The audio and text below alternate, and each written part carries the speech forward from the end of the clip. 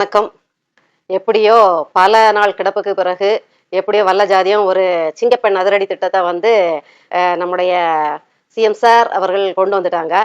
கொண்டு வந்தது பெரிய விஷயம் இல்லை, அது இனிமேல் எப்படி செயல்படுது, அது எவ்வளோ ஆக்கப்பூர்வமாக இருக்குது அப்படிங்கிறதான் பார்க்கணும். ஏன்னா ஏற்கனவே பிங்க் பேட்ரோல் அப்படின்னு இருந்தது தான் மாற்றி ஒரு சிங்கப்பெண் ஏற்கனவே தேர்தல் அறிக்கையில் சிங்கப்பெண் திட்டம்னு ஒன்று கொண்டு வருவேன்னு சொன்னதுனால அதே பிங்க் பேட்ரோல் கார்களை தான் நிறமாற்றி அந்த காவலர்களுக்கு தான் சீருடைய மாற்றி, சீருடையில் வேற ஒரு ஃபோர்ஜரி நடந்திருக்கு அதையும் சொல்லணும், மாற்றி இவர் வந்து சிங்கப்பெண் அண்ணன் சீமான் அவர்கள் அவருடைய தேர்தல் அறிக்கையில் நீல நிற வண்ண ஆடை வந்து நான் பெண் காவலருக்கு கொடுப்பேங்கிறத அப்படியே காப்பி நகல் எடுத்து அண்ணன் சொன்னது இளநீல நிறம் அப்படிங்கிறது அங்க நீல நிறம்னு இருந்தோட இது அடர்ந்த நீல நிறம் தான் போலன்னு இவங்க அதை எடுத்துக்கிட்டாங்க. எடுத்து அதை கொடுத்துட்டாங்க, ஈடிச்சாங்காப்பி சரி விட்டு தள்ளுவோம் பாவம் பழிச்சிட்டு போட்டு கொடியோட வண்ணத்தை திருடினாங்க, பிறப்பக்கும் எல்லாம் உயிர்க்குங்கிற அந்த ஸ்லோகத்தை திருடினாங்க. அதுக்கப்புறம் பார்த்தீங்கன்னா இப்படி நல்ல நல்ல காரியங்கள் ஏதாவது கொஞ்சோண்டு செய்யணும்னு தோணும் போது நாம் தமிழர் கட்சியில இருந்து என்னென்ன திருடணுமோ அதை திருடிடுவாங்க. அத்தனை அக்க போரையும் அயோக்கியத்தனத்தையும் பண்ணணுங்கும் போது திமுக கிட்ட இருந்து அப்படியே அதை ஃபாலோ பண்ணி அதுல வந்து ஜெயின்னு வாழ்வாங்க. இதுதான் அவங்களோட திட்டம். நீங்க சிங்கப்பெண் திட்டத்தை எல்லாம் பார்த்து மயங்கிட்டு இருக்கும் போது உள்ளடி வேலை பார்க்குற அவங்களுடைய திட்டத்தை நாங்க வந்து வெளியில புட்டு புட்டு வைக்கிறோம்.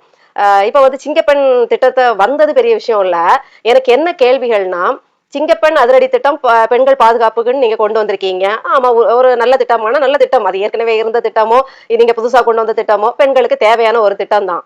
ஆனா நீங்க கட்சி ஆரம்பிச்சு உங்களுடைய வேட்பாளர்களை நிறுத்தும் போது உங்களுடைய மனசுக்கு இல்ல உங்களுடைய இதயத்துக்கு அப்ப வலிக்கலையா? இப்ப வந்து சில நிகழ்வுகளை பார்க்கும்போது உங்களுக்கு கண்ணீர் வந்துச்சு, கவலை வந்துச்சு, நெஞ்சு பாரமாயிடுச்சு, தொண்டைக்குழி ஈரமாயிடுச்சு. நீங்க வேட்பாளர்களை தேர்வு செய்யும் போது மரிய வில்சன் அப்படிங்கிற ஒரு நபர் ஒரு பெண்ணின் வீட்டுக்குள் புகுந்து பெண் கதற கதற மட்டையாலோ கையில வச்சிருக்க தடியாலையோ கம்பாலையோ அடிக்கிறாரே, உங்களுக்கு அப்போ வந்து ஈரம் கசியலியா? ஒருவேளை உங்களுக்கு தேர்வு செய்யும் போது தெரியாம இருந்திருக்கலாம். அதுக்கு பிறகு எத்தனையோ காணொலிகள் வெளியிட்டிருக்கு, இவர் தேர்வு செய்த வேட்பாளர் சரியில்லை, இவர் வந்து ஆர்கே நகர் ரவுடி கட்ட பஞ்சாயத்துக்காரர், பணத்துக்காக பண பிரச்சனைக்காக ஒரு பெண்ணின் வீட்டுல போய் அவர் வந்து தாறுமாறு அடிக்கிறாரே. இந்த காணொலியை உங்களுக்கு பரப்பி மூளை முடுக்கெல்லாம் இது பரவுன பிறகு உங்க கண்ணுக்கு மட்டும் இது படலையா? பட்டுச்சுதானே? அப்போ உங்களுக்கு மரிய வில்சன் செய்த காரியம் கண்ல ஈரத்தை வரவழைக்கலையா? அப்போ உங்க நெஞ்சு கணக்கலையா? அங்க அடிப்பட்ட பெண் உங்களுக்கு பெண்ணா தெரியலையா? அப்போ இந்த மரிய வில்சனை நீங்க வேட்பாளராக்கி அவ்வளவு தூரம் இந்த தகவல் உங்க காதுகள்ல உங்க கண்களை படுற மாதிரி தெரிஞ்சும், உங்களுக்கு அது தெரியுங்கிறது எங்களுக்கும் தெரியும், தெரிஞ்சும் அவரை நீக்க மனசு இல்லாம அவரை வந்து வேட்பாளரை நிப்பாட்டி அவரை ஜெயிக்க வச்சு அமைச்சர் பதவியும் கொடுத்து வச்சிருக்கீங்களே. இவங்க அமைச்சரவையின் கீழே இருக்கின்ற பெண்கள் எப்படி பாதுகாப்பா இருக்க முடியும்?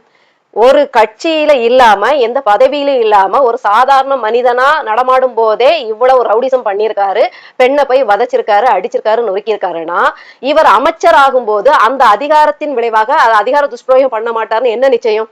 ஏன் உங்களுக்கு யோசிச்சு பகுப்பாய்ந்து இது சரியா வருமா? நம்ம ரவுடியே கொண்டு பெண் மீதான வன்முறையை கட்டவிழ்க்கின்ற ஒரு நபரையே போடுறோமேங்கிற எண்ணம் உங்களுக்கு சுத்தமா இல்லை. அப்படிதானே எடுத்துக்கணும். அப்போ இல்ல இப்ப சிங்கப்பெண் நீங்க கொண்டு வந்திருக்கீங்களா, இந்த சிங்கப்பெண் இந்த காணொலியின் அடிப்படையில இப்போ அமைச்சரா பொறுப்பேற்று இருக்கிற அந்த மரிய வில்சன் என்கிற அந்த நபரை நாங்க நபர்னு தான் சொல்லுவோம். ஏன்னா எங்களை பொறுத்த வரைக்கும் ஒரு அமைச்சரோ எம்எல்ஏவோ முதன்மை அமைச்சரோ குற்ற செயல்களில் ஈடுபட்டவரா இருக்கக்கூடாது, நாட்டை ஏமாத்தினவரா அரசாங்கத்தை ஏமாத்தினவரா இருக்க கூடாது. நீங்க வரி ஏய்ப்பு செஞ்சிருக்கீங்க, அதனால உங்க மேல எங்களுக்கு மரியாதை கிடையவே கிடையாது. அதே மாதிரி உங்களுடைய வேட்பாளர்கள் இவ்வளவு ரவுடிசம், இவ்வளவு கட்ட பஞ்சாயத்து வழக்குகள், லாட்டரி சீட்டு விற்கிறது, பிளாக்ல டிக்கெட் விற்கிறதுன்ட்டு, பாலியல் வன்கொடுமை, அது இதுன்ட்டு அத்தனை எம்எல்ஏக்கள் கிட்டத்தட்ட ஒரு 50 பேர் மேல குற்ற பின்னணி இருக்கு. அந்த குற்ற பின்னணி உடைய நபர்களை நாங்க நபர்கள் தான் சொல்லுவோமே தவிர நீங்க பதவி கொடுத்து அழகு பார்த்ததுக்காக எல்லாம் நாங்க வந்து அப்படி மெய்சில் இருக்க அவங்கள வாழ்த்த முடியாது. நாங்க அதை ஏத்துக்கிற மனப்பக்குவத்துல இல்ல. குற்றவாளி தான். இந்த சிங்க பெண்கள் நேர்மையானவங்களா இருந்தா இப்போ அந்த பெண்ணோட அந்த அவஸ்தையை புரிஞ்சுக்கிட்டு இந்த இப்போ அமைச்சர் பதவியில உட்கார்ந்துட்டு இருக்க மரிய வில்சன் அவர்களை கைது செய்யுமா? அடிச்சதுக்கு உண்டான தண்டனை கொடுக்குமா? அதுக்காக வேகமா குற்றப்பத்திரிகை தாக்கல் செய்து தண்டனை வாங்கி கொடுக்குமா? அப்படிங்கிறது முதல் கேள்வி. அடுத்தது, உங்க கூட்டத்திலேயே ஒருத்தன் இருக்கான், அதாவது சொல்வதெல்லாம் நிஜங்கிற ஒரு பெருமை மிகு நிகழ்வுல போய் பங்கெடுத்த ஒரு பிரகஸ்பதி. என்னன்னு பாத்தீங்கன்னா வாய்ஸ் ஆப் பிராத்தலா இல்ல வாய்ஸ் ஆப் சரத் அப்படின்னு ஒருத்தன் இருக்கான். அந்த கோமாளி என்னடானா ஏற்கனவே லாட்டரியில கள்ள நோட்டு அடிச்சிருக்கான். கள்ள நோட்டு அடிச்ச ஒரு குற்றவாளி அதே மாதிரி அந்த பெருமை மிகு நிகழ்வுல உலகமெல்லாம் போற்றும் அந்த சொல்வதெல்லாம் உண்மை அப்படிங்கிற நிகழ்வுல போய் உட்கார்ந்து அவனுடைய மனைவி சொல்றா, இவன் என்ன வந்து தீய கொளுத்திட்டான், என் வயிறெல்லாம் எரிஞ்சிருச்சு, போயிருச்சு, இவன் ஒரு பெண் பொறுக்கி, அதை நான் தட்டி கேட்டதுனால என்ன தீய கொளுத்திட்டான்னு சொல்லுது. அப்பவே அவன் வந்து பெண் பொறுக்கி அப்படின்னு பட்டம் வாங்கின உண்மையிலே பெண் பொறுக்கிங்கிறதா அந்த சொல்வதெல்லாம் நிஜம் நாட்டாமை அம்மா இருக்காங்களா, அந்த நாட்டாமை அம்மா அதை ரிவீல் பண்ணியிருப்பாங்க, நிரூபிச்சிருப்பாங்க. அவன் மறுக்கும் போது இல்ல நீ இவ்வளவு தொடர்பு வச்சிருக்க அப்படின்ட்டு நிரூபிச்சிருப்பாங்க. அப்படிப்பட்ட ஒரு பெண் பொறுக்கி. பொதுவாகவே இந்த தாவேக்கால பாத்தீங்கன்னா புள்ளிங்கோக்களும் தருதலைகளும் போதை ஆசாமிகளும் அந்த அதாவது சமூகம் கெட்டு குட்டிச்சவரா போன 70 சமூகம் முழுசாவே கெட்டு போயிடுச்சு. அதுல பெரும்பான்மையோர் தான் அந்த குற்ற பின்னணி கொண்ட குற்ற மூளை கொண்ட பிரகஸ்பதிகள் தான் இவருக்கு ஓட்டு போட்டே வந்திருக்கு. வேட்பாளர்களும் அப்படிதான், ஓட்டு போட்ட மக்களும் அந்த லட்சணத்துல தான். ஒரு சிலர் தான் அந்த கொஞ்சம் பேர் எப்படின்னா பாதி பேர் வந்து புள்ளிங்கோக்கள் தருதலைகள், மீதி பாதி பேர் விஜய் மேல உள்ள ஒரு கிரேஸ் அப்படின்னு கிரஷ், இதனால வந்து பெண்கள் வரைக்கும் மயங்கி ஓட்டு போட்டதுதான். அப்போ இப்படி இருக்க இந்த கூட்டத்துல ஒருத்தன் வாய்ஸ் ஆஃப் சரத்ங்கிறவனோட லட்சணம் தெரியுது, அவன் வந்து கள்ள நோட்டு அடிச்சவன் தெரிஞ்சு உங்க கட்சியில வச்சிருக்கீங்க. அவன் இப்போ சமீபத்துல என்ன ஒரு ஆடியோ வருதுன்னா, நான் வந்து தலைவர் அதான் அந்த சினிமா நடிகை தலைவர் தான், அவரை வந்து பக்கத்துல நின்று புகைப்படம் எடுக்கிறதுக்கு ஏற்பாடு பண்றேன், அதுக்கு நீ வந்து எனக்கு வந்து ஒத்துழைக்கணும்ட்டு வேற ஆபாசமா தனியா உல்லாசமா இருக்கிறதுக்கு கூப்பிடுறான். அந்த ஆடியோ வெளியா இருக்கு. எல்லாத்தையும் A1 இது A1 படம், அதனாலதான் இவரை கைது செய்யணும் அப்படின்ட்டு நிரூபிக்கிற புத்திசாலிகளான நீங்க இந்த ஆடியோவை இது அந்த வாய்ஸ் ஆஃப் சரத்து தான் பேசியிருக்கானா அப்படிங்கிறத உண்மையை கண்டுபிடிச்சு ஏன் நீங்க வந்து அவனை தண்டிக்க கூடாது? இப்ப இதை இந்த சிங்கப்பெண் செய்யுமா? இந்த சிங்கப்பெண் அதிரடி தாமாக முன் வந்து இந்த மக்கள் நலன் பெயராட இந்த மாதிரி காட்டேரிகளையும் இந்த மாதிரி வெறி பிடிச்ச நாய்களையும் அலைய விட்டா பாலியல் வன்கொடுமைங்கிறது நடந்துகிட்டே தான் இருக்கும். அப்போ முதல்ல கலைகளை உங்கள் கட்சியிலிருந்து பிடுங்குமா இந்த சிங்கப்பெண்? சொல்ல போன இந்த சிங்கப்பெண் மட்டும் நேர்மையாக அதிரடியாக களம் இறங்கி அவர்கள் செயல்பட்டாங்கன்னா தாவேக கட்சியே இருக்காது. தாவேக்கால உள்ள தாவேக்கா தலைவர் வேணா முதன்மை அமைச்சரா இருக்கனால தப்பிச்சிடலாம், சில பல அமைச்சர்களும் வேணா அதிகாரத்துல இருக்கனால தப்பிச்சிடலாம். அதனால இவங்கள நம்ம நினைச்சாலும் இப்ப வந்து அவங்க தப்பே செஞ்சிருந்தாலும் அவங்களை ஒண்ணும் செய்ய முடியாது. அதனால நம்ம இப்ப இந்த அட்டவணையில இவங்களை சேர்க்க முடியாது. இவங்களெல்லாம் குற்றவாளிகளா இருந்தாலுமே ஓரம் கட்டிக்கிட்டு பார்த்தோம்னா அத்தனை பேரும் தாவேக்கால இருக்கிற அத்தனை பேரும் ஜெயிலுக்கு தான் போகணும். ஜெயில் இடம் பத்தாம புதுசா ஜெயில் கட்ட வேண்டியது வரும். அவருக்கு சொகுசா கட்டி வச்சாலும் கட்டி வைப்பாரு. அந்த மாதிரி அத்தனை குற்றவாளிகளும் இதுவரைக்கும் இந்த 20 நாட்களுக்கு இந்த ஒரு மாதத்துல ஒரு 30-40 குற்ற சம்பவங்கள், அதாவது ஈரக்குலையை நடுங்க வைக்கிற குற்ற சம்பவங்கள் நடந்திருக்குன்னா அதுல 75% தாவேக்காவினர் தான். அப்போ இந்த சிங்கப்பெண் அதிரடி படை இதை அதிரடியா செய்யுமா? இன்னைக்கு சொல்ல போற இன்னைக்கு அந்த அதிரடி நடவடிக்கைகள்னால ஜெயில் நிரம்பி இருக்கணும். ஏன்னா அது எங்கேயும் ஒளிச்சலாம் இல்ல, அதுக வந்து பட்ட பகல்ல எல்லாரும் பாக்குற மாதிரி தான் அலப்பறை பண்ணிட்டு இருக்கு. கூச்ச நாச்சமே இல்லாம பள்ளிக்கூடத்துல போய் ஒரு வேலைக்காக ஒரு ஆசிரியரை பரிந்துரைக்கிறாங்க. பரிந்துரைக்கும் போது இதே தாவேகா கட்சியினர் போய் வந்து பாமக எம்எல்ஏ சொல்லிதான் நாங்க வந்து அவரோட சிபாரிசுனால நாங்க இதை இடத்த கொடுத்தோம்னு சொன்னா பாமக எம்எல்ஏ எல்லாம் நீங்க மதிக்க கூடாது, தாவேகா நாங்க தான் ஆட்சியில இருக்கோம், நாங்க சொல்றதான் சட்டம், நாங்க எங்க வேணாலும் பாத்துக்கிறோம் உங்களை அப்படியா இப்படியான்னு ஒரு பெண் தலைமை ஆசிரியரைய பொறுப்பாளரை போய் மிரட்டுறாங்க. அப்போ அடுத்தது இன்னொரு பக்கம் ஹெல்மெட்டை மாட்டிக்கிட்டு போய் மாமூல் வசூலிக்கிறாங்க, இன்னொரு பக்கம் செங்கல் சூளையில போய் லட்சக்கணக்கில் கேட்கறாங்க, இன்னொரு பக்கம் அங்க போய் அதை பண்றாங்க, கடையில போய் மாமூல் இவனோட பிஏன்னு சொல்லிட்டு கேட்கறாங்க. இப்படி ஒன்னையும் அதாவது தரிக்கட்டத்தனமா நடந்துகிட்டு இருக்காங்க. இதை எல்லாத்தையும் இந்த சிங்கப்பெண் அதிரடிப்படை கண்காணிக்குமா? ஏன்னா ஒரு தலைமை ஆசிரியர் பெண்ணை தான் போய் மிரட்டுறாங்க. ஏன் இந்த கும்பலால அவங்களுக்கு பாலியல் வன்கொடுமை கூட நடக்கலாம். அதாவது மறைமுகமே கிடையாது, நீ என்ன வேணாலும் எடு, செல்போன்ல எடுத்தாலும் சரிதான், நீ ஆதாரபூர்வமா வச்சாலும் சரிதான், பயமே இல்லாம நீங்க வந்து விளக்கம் கேட்க வேண்டிய அவசியம் இல்ல. இந்த காவல்துறைக்கு ரொம்ப எளிதான வேலை. இதுக்கு முன்னாடி எல்லாம் குற்றங்கள் நடக்கும்போது காவல்துறைக்கு பயங்கர வேலை இருக்கும். இது உண்மைதான் நான் கண்டுபிடிக்கணும், இவன் தான் குற்றவாளியான்னு கண்டுபிடிக்கணும், இதுக்கு என்ன நிரூபணம் தேடணும், கோர்ட்ல போனா இது நிக்குமானு மண்டையை பிச்சுக்கணும், இல்ல அவனா சொந்தமா அவன் செஞ்ச தப்ப சொல்ல வைக்கணும். இதுக்கு அவங்க அவ்வளவு மெனக்கடணும், சில பல வியூகங்கள்லாம் வகுக்கணும். தலைகளை கட்டி விட்டு பட்டி டிங்கரிங் பார்த்தாதான் அவன் ஒத்துக்குவான், திருடரே ஒத்துக்குவான். ஆனா இப்ப கடந்த திமுக ஆட்சியிலையும் சரி இப்ப தாவேகா ஆட்சியிலையும் சரி தேவையில்லை, விசாரிக்கவே வேண்டியதில்லை. அவங்க ஆதாரத்தோட அம்பலப்பட்டு எளிதா ஆதாரத்தோட தான் அத்தனை தப்புகளையும் செய்யறாங்க. அப்படியே அலேக்கா மலேக்கா அதை சாட்சியா வச்சுக்கிட்டு பிரிவுகளை எழுதி தூக்கி ஈஸியா கோர்ட்டுக்கு முன்னாடி நிப்பாட்டி தண்டனையை வாங்கி கொடுக்க வேண்டியதான் பாக்கி. ரொம்ப எளிதா தாவேகா ஆட்சியில குற்றவாளிகளை பிடிக்கிறது ரொம்ப எளிதா இருக்கு. எல்லாமே கண்ணு முன்னாடிதான் நடக்குது. எல்லாத்துக்கும் ஆதாரம் இருக்கு, சிசிடிவி ஆதாரம் இருக்கு. அவங்களே வாய் வழியா வாக்குமூலம் கொடுக்குறாங்க, நாங்க தாவேக்காரங்க, தாவேக்கா கட்சிக்காரங்க, இனிமே எங்களுக்கு நீங்க அடி பண்ணிடணும், எங்களுக்கு மாமூல் தரணும், நாங்க சொல்றவங்களை தான் நீங்க பொறுப்புல போடணும், நாங்க சொல்றவங்களுக்கு தான் வேலை கொடுக்கணும், நாங்க சொல்ற பிள்ளைங்களுக்கு தான் சீட்டு கொடுக்கணும்ட்டு பயங்கரமா அவங்க வந்து அவங்களே காட்டி கொடுக்குறாங்க. வேற என்ன வேணும்? பிடிச்சி ஜெயில போடுங்க சார் அப்படின்னு தான் நாங்க பெண்மணிகளா அப்படின்னு நாம சிங்க பெண்ணுக்கு நாம கேட்க வேண்டியதா இருக்குது. போதா குறைக்கு வைகுண்டம் எம்எல்ஏவோட நெருங்கிய தோஸ்துகள், அதாவது மாவட்ட செயலாளர்கள் பொறுப்புல இருக்கிற அந்த நபர்கள் 2 பெண்மணிகளை வந்து உங்களுக்கு பொறுப்பு வாங்கி தரோம் அப்படின்னு சொல்லி அதே தாவேகா பெண்மணிகளையே கூட்டிட்டு போய் ஜூஸ்ல வந்து மயக்க மருந்து கலந்து குடிச்சு அவ்வளவு வந்து என்ன சொல்ல சீரழிச்சிருக்காங்க. அந்த பெண்களை பாடாப்படுத்தியிருக்காங்க. வெளியில சொன்னா வந்து அவ்வளவுதான் எம்எல்ஏ வச்சு மிரட்டவும் செஞ்சிருக்காங்க. அதுவும் பெண் நிர்வாகிகளை வச்சு மிரட்டியிருக்காங்க. அவங்க வந்து பொறுக்க முடியாம வந்து மீடியால வந்து அதை சொல்லிட்டாங்க. அப்போ பாலியல் குற்றங்கள்ல ஈடுபடுற இந்த எம்எல்ஏவை இப்ப என்ன பண்றீங்க? இப்போ எம்எல்ஏக்கும் அவங்களுக்கு தொடர்பு இருக்குன்னா எம்எல்ஏ எப்படிப்பட்டவரா இருப்பாரு? உன் நண்பனை சொல்லு, உன்னை பத்தி சொல்றேன்னு சொல்ற ஒரு பழமொழி இருக்கு. அப்போ உங்க வேட்பாளர்களை சொல், உங்க தலைமை எப்படிப்பட்ட லட்சணம்னு எங்களுக்கு தெரியுது. அதே மாதிரிதான் உங்களுடைய மாவட்ட செயலாளர்களோட லட்சணம் தெரிஞ்சா அவங்க எம்எல்ஏக்கள் வேட்பாளர்கள் எப்படி லட்சணம் அப்படிங்கிறது நமக்கு தெரிஞ்சு போயிருது. மொத்தத்துல சொன்னா சிங்கப்பெண் வந்து மொத்த தாவேகாவையும் தான் தூக்கி உள்ள போடணும். சிங்கப்பெண்ணுக்கு வேலையே தாவேகாவை வந்து தண்டனை வாங்கி கொடுக்கறதா தான் இருக்கும். அந்த அளவுக்கு அக்கப்போர் போயிட்டு இருக்குது. இது போதாத குறைக்கு மின்சாரத்துறை அமைச்சர் துறை இருக்காரு இல்லையா, அவரோட அறிவையை நம்ம மெச்சியே ஆகணும். அதாவது குறிப்பா சென்னையில பெரம்பூர், அம்பத்தூர், அடுத்து குளத்தூர் இப்படிப்பட்ட ஏரியாக்கள்ல மின்வெட்டு.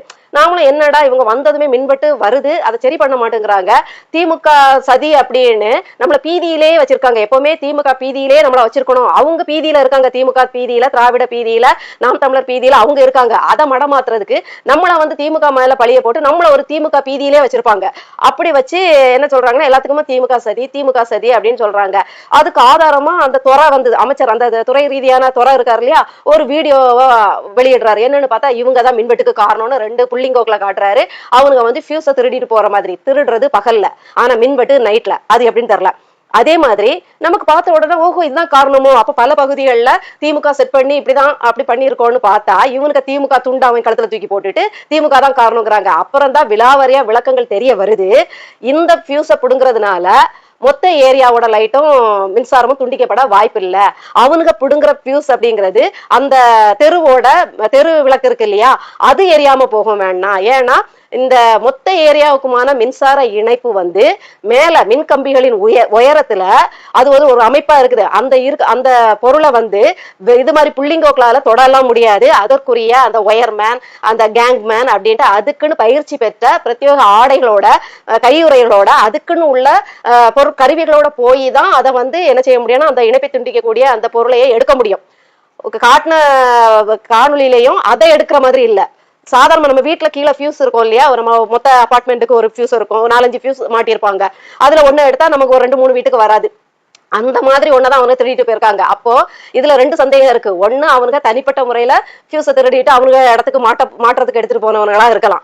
இல்ல இந்த துறை அமைச்சரை திமுக மேல பழி போடணுங்கிறதுக்காக இதை வந்து ஏற்பாடு பண்ணியிருக்கலாம். அப்ப நீங்க கேட்பீங்க அதுக்கு எதுக்குங்க அமைச்சர் வந்து இப்படி சில்லித்தனமா, இதான் தெரிஞ்சிருமே, இந்த ஃபியூஸை எடுத்தா ஏரியாவுக்கு மின்வெட்டு வராதுங்கிறது அவருக்கு தெரியுமே, பிறகு எதுக்கு இதை எடுக்கணும் மாதிரி பண்ணுவாரு. அதாவது கேங்மேன்களை வச்சு இல்ல அந்த துறையில உள்ள அந்த மின்சார வாரிய ஆள்களுக்கே பணம் கொடுத்து அந்த முக்கியமான பொருளை எடுக்கலாமே அப்படின்னு நீங்க கேட்டீங்கன்னா அதுல மாட்டிடுவோம். ஏன்னா பாதி பேரு திமுக ஆட்களுக்கு விசுவாசமா இருக்கலாம். அதே எவனா எடுத்து போட்டுட்டா என்ன பண்ணிடுறது? இன்னும் ஒண்ணு, இந்த அமைச்சருக்கே அந்த பொருளை எடுத்தாதான் ஏரியா மின்சாரம் போகுமாங்கிறது தெரியுமா தெரியாதாங்கிறது தெரியாது. ஏன்னா எல்லாம் அறிவு பெருத்தவங்க. அப்படி எல்லாரும் விரல் நுனியில அரசியல கரைச்சி குடிச்சிட்டு துறைகளை கரைச்சி குடிச்சிட்டு வந்த துறைகளாச்சு. அதனால அவங்களுக்கு தெரியாது. போய் கேட்டா வெக்கம். அவங்க என்ன இவருக்கு அறிவு எப்படிதான் இருந்திருக்கும், இந்த ஃபியூஸ்ல தான் மொத்த இதுக்குமே இருக்குது போலன்ட்டு அந்த அறிவுல ஃபியூஸை பிடுங்க சொல்லி இருக்கலாம். அறிவுன்னு ஒண்ணு இருந்தாதானே அங்க இருக்கும்ட்டு தெரியும். இல்ல கேட்டா மாட்டிக்குவோம், அமைச்சருக்கு ஒண்ணும் தெரியலன்னு வந்துடும். இல்ல அமைச்சர் ஏதோ பிளான் போடுறாருங்கிறது வெளியில தெரிஞ்சிடணும்னா அவருக்கு தெரிஞ்ச அறிவுல அவருக்கு வந்து என்ன இங்க இருக்குதோ அந்த அறிவுல செயல்பட்டு இருக்காரு அப்படின்னு எடுத்துக்கலாம். ஆக மொத்தத்துல மின்சார துண்டிப்புக்கு காரணமா பலர் சொல்வது, நானும் அவங்களோட சேர்ந்து சொல்றது என்னன்னா, இந்த 436 திட்டங்கள் படு வேகத்துல 1 மணி நேரத்துல ஆலோசனை பண்ணாங்களே, அப்படியே எந்திரன் 2.0 மூலையில உட்காந்து பண்ணாங்க இல்லையா, அதை வாசிக்கிறதுக்கே 436 அந்த திட்டங்களை வாசிக்கிறதுக்கே 1 மணி நேரம் பத்தாது. ஆனா ஆலோசனை பண்ணாங்களாம். அப்ப எனக்கு ஒண்ணு புரிய வருது, அவர் ஏற்கனவே உங்கள் விஜய் இருக்கிறார் இல்லையா, அவரு உட்கார்ந்த இடத்துல கண்ணு மூடிட்டு 436 திட்டங்களுக்கு சைனை போட்டு தள்ளிட்டாரு. அது என்ன திட்டம்னு அவருக்கும் தெரியாது, என்ன திட்டம்னு சுத்தி இருக்க அந்த 34 அமைச்சர்களுக்கும் தெரியாது, 108 எம்எல்ஏக்கும் தெரியாது, தொத்திட்டு வந்த கூட்டணி நம்ம திருமாவளவன் அறிவாளிகளுக்கும் தெரியாது, கம்யூனிஸ்ட் அறிவாளிகளுக்கும் யாருக்கும் தெரியாது. இவர் கண்ணை மூடிட்டு சைனை போட்டு வச்சிருக்காரு. அதுல நமக்கு இனிமே என்னென்ன இடி இறங்க போகுது, நாம எப்படி எல்லாம் வாயில வயிற்றுல அடிச்சுட்டு அளப்போறோம்னு தெரியாது. அதுல ஒரு திட்டம் எதா இருக்கலாம்னா, ஒரு யூகத்துல சொல்றோம், அதாவது இவங்க இப்படி அடிக்கடி யாருமே வந்த உடனே இப்படி மின்சாரத்தை துண்டிச்சு தனக்கு கெட்ட பேரை உண்டாக்க மாட்டாங்க. என்னதான் திமுக திமுகன்னு சொன்னாலும் நாம இப்படி எதிர்கேள்வி கேட்போம். இப்ப நீங்க தான் இல்லையே, திமுக இல்லையே, நீங்க வந்து அந்த பொறுப்பாளர்களை கூப்பிட்டு வந்து பறையர் விட வேண்டியதானே, நீங்க நல்லா வந்து கிடுக்கிப்பிடி போட்டீங்கன்னா அவங்க செய்யவா போறாங்க, அதை தெரிஞ்சுக்க வேண்டியதானே நம்ம கேட்டுருவோம். அதனால அதனால அதை செய்ய மாட்டாங்க. இவங்களோட திட்டம் என்னன்னா, இப்போ நமக்கு மின்சார பற்றாக்குறைன்னு காட்டணும். அதனால அவர் அந்த மின்சாரத்துக்கு 200 யூனிட் இலவசமா தருவேன்னாரு இல்லையா, அது 500க்கு குறைவா வந்தாதான் தருவேன்னு மாத்தி சொன்னார் இல்லையா, மாத்தி மாத்தி சொன்னார் இல்லையா, அத வந்து அதாவது கண் துடைக்கணும். என்ன செய்யணும்னா, பாத்தீங்களா மின்சார பற்றாக்குறை இருக்கும்போது அவருக்கு என்னங்க தெரியும், அவர் சொல்லிட்டாரு, அவருக்கு நல்ல மனசுல சொல்லிட்டாரு, ஆனா மின்சார பற்றாக்குறை அவர் எப்படிங்க பண்ண முடியும், இப்படிதானே கையாள முடியும் அப்படின்னு காட்டணும். அது ஒண்ணு. ரெண்டாவது, மின்சார பற்றாக்குறை அப்படிங்கிற காரணத்தை காட்டி ஒரு பெரிய அனல் மின் நிலையம் இல்ல அணு மின் நிலையம் விரிவாக்கத்துக்கு ஒப்பந்தத்துக்கு கையெழுத்திட்டு இருக்கலாம். அப்பதான் இப்ப மின்சார பற்றாக்குறைன்னு நீங்க வரும்போது, தூங்க முடியாம தவிக்கும் போது, அதாவது நமக்கு மின்சாரங்கிறது இப்ப அத்தியாவசியத்துக்கு குடிநீர் மாதிரி ஒண்ணு ஆகி போச்சு. இந்த குழந்தைங்க தூங்கணும், முக்கியமா நம்ம தூக்கம் கெடுறதை விட சின்ன குழந்தைங்க தூங்கணுங்கிற வலி பெற்றோர்களுக்கு இருக்கும்.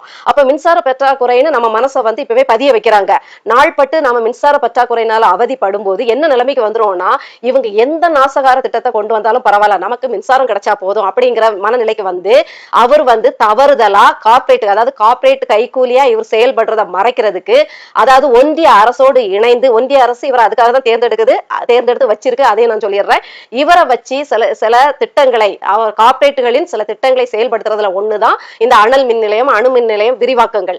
அப்போ இனிமே இதை வச்சாதான் உங்களுக்கு மின்சார செலவு வந்து மின்சாரத்தை நாங்க வந்து தடையின்றி தர முடியும் அப்படின்னு ஒரு பிம்பத்தை கட்டமைச்சு உங்களை அந்த மனசுக்கு பழக்கி, நாம எந்த ஆர்ப்பாட்டமும் இல்லாம எந்த ஒரு எதிர்ப்பும் காட்டாம அவர் கையெழுத்து போட்டு வச்சிருக்காரு இல்லையா, ஒன்றிய அரசு கமிஷன் கரப்ஷன் எல்லாம் வாங்கிட்டு கையெழுத்து போட்டு வச்சிருக்காரு, அந்த திட்டங்களை செயல்படுத்துறதுக்கு இன்னைக்கு உங்களை பழக்குறாங்க. அதுக்காக தான் ஒரு பெரிய ஒரு நாசகார திட்டத்தை செயல்படுத்த போறதுக்கு முன்னோட்டமா உங்களை ஒரு அவஸ்தைக்குள்ளாக்கி, அந்த அவஸ்தையில இருந்து நீங்க மீண்டு வர்றதுக்கு ஒரு வழி சொல்ற மாதிரி சொல்லி கார்ப்பரேட் கம்மநாட்டிகளை வாழ வைக்க போகிறது இந்த மற்றுமோர் திமுக, தாவேகா என்னும் மற்றுமோர் திமுக. உங்க தலையில 436 என்ன சொல்றது, இடி விழுற மாதிரி திட்டங்களை இறக்கி உங்களை வந்து அடின்னு அடிக்க போகுது அப்படிங்கிறது மட்டும்தான் உண்மை. அதாவது நாம திமுக ஆட்சியில செத்து பழச்சோம், அதிமுக ஆட்சியில செத்து பழச்சோம், தாவேகா ஆட்சியில செத்து விளையாட போறோம்.